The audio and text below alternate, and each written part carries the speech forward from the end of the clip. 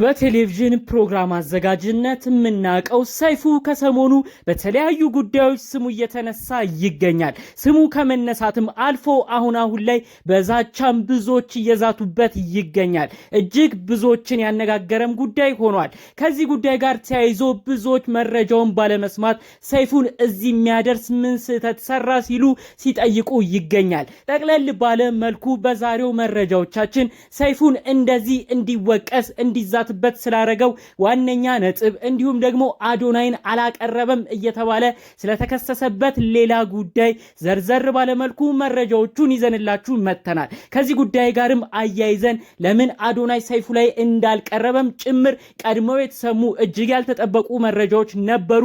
እሱንም በጠቅላላው ይዘን መተናል። ሰላም ጤና ይስጥልን ውድ የሀገሬ ልጆች፣ በያላችሁበት ሰላማችሁ ይብዛልኝ።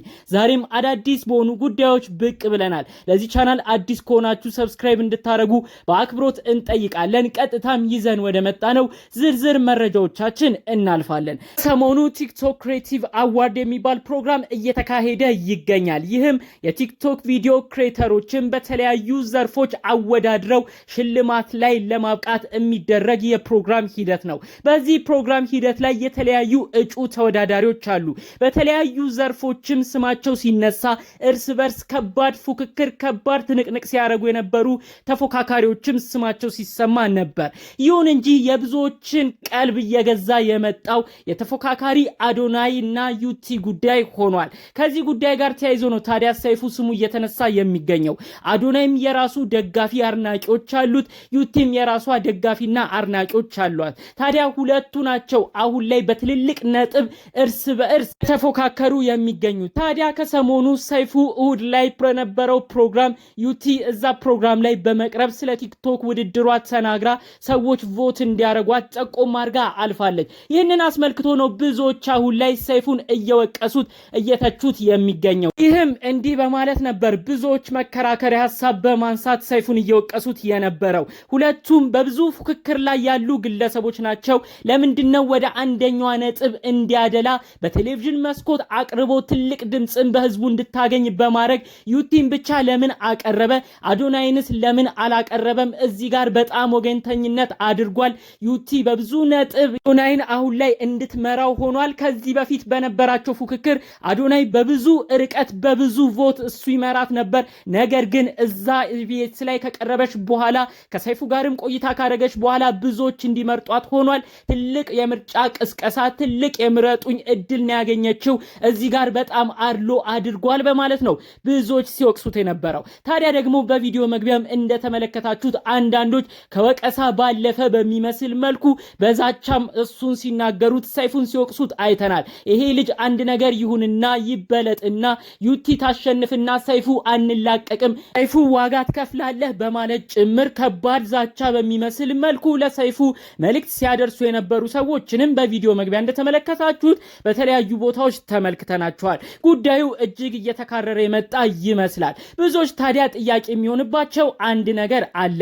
አንዳንዶች በዛቻ፣ ሌሎች ደግሞ እረ ይሄ ነገር ልክ አይደለም፣ አንዷን ጠይቆ አንደኛውን አለመጠየቅ የሰይፉ ነገር ልክ አይደለም፣ ሊወቀስ ይገባል እያሉም ስርዓት ባለው መልኩም ሰይፉን ሲወቅሱ የነበሩ ሰዎች ነበሩ። እሁድ በሚቀርበው የሰይፉ ፕሮግራም ከመተላለፉ በፊት ዩቲም ከመጠየቋ በፊት አዶናይና ሰይፉን በተመለከተ ደግሞ ሌሎች ጉዳዮች ሲሰራጩ ነበር።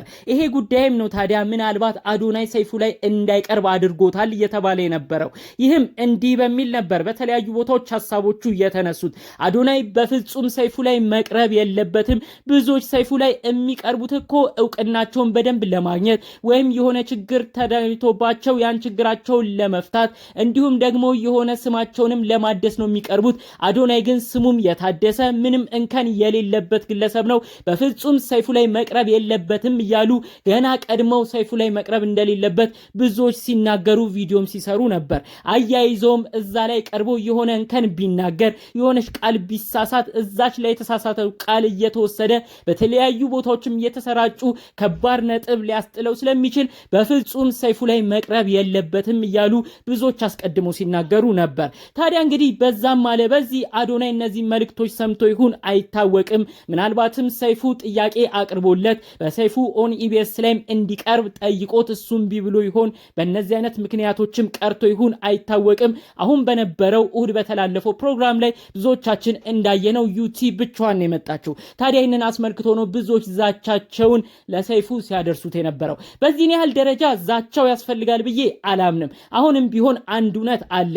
ሰይፉ እዚህ ጋር ተሳስቷል ብሎ ብዙ ሰው እየገመገመው ይገኛል። ሰይፉን ተወዳዳሪ ተፎካካሪ በጣም በከባድ ሁኔታ እየተፎካከሩ መሆናቸው የሚታወቅ ሰዎች ከሆኑ ሁለቱንም ማቅረቡ ጥሩ ነገር ነበር። ካልሆነ ግን ሰይፉ እንዲያረክ ተብሎ ከባድ የህይወት ዛቻን በሚመስል ደረጃ መልእክት ማስተላለፉ ጥሩ ነገር ነው ብዬም አላስብም። አሁንም ቢሆን አዶናይም እንዲሁም ዩቲ ቢሸነፉ ቢቸናነፉ እነሱ ወደፊት የሚገናኙ ሶሻል ሚዲያ ቪዲዮ ክሬተር ናቸው። ነገር ግን እነሱ እዛ እንደዛ ተወዳደሩ ተብሎ እዚህ ጋር አንዱን የህይወት ዛቻ በሚመስል መልኩ ትልልቅ የቲቪ ፕሮግራም አዘጋጆቻችንን በመልካም ስራ የምናውቃቸውን ትልልቅ የቶክ ሾው አዘጋጆቻችንን እንደዚህ አይነት ዛቻ ማድረስ ትንሽ ጥሩ ነው ብዬም አላስብም። በቀጣይ ሰይፉም የራሱን ነገር በተለይ ከሰሞኑ ብዙዎች እየወቀሱት ስላለው ዋነኛ ነጥብ አዶናይን ለምን እንዳላቀረበው ራሱ ባንደበቱ መልስ ይሰጣል ተብሎ ብዙዎች እየተጠበቀ ይገኛል።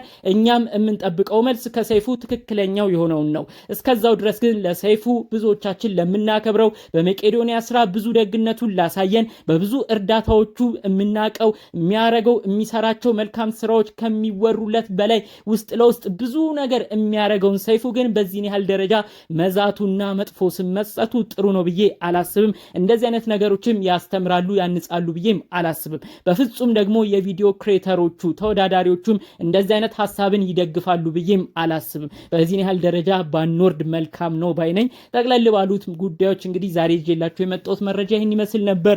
በሌሎች ቪዲዮዎቻችን እስክንገናኝ ድረስ ሰላሙን ሁሉ ተመኘውላችሁ። ሰላም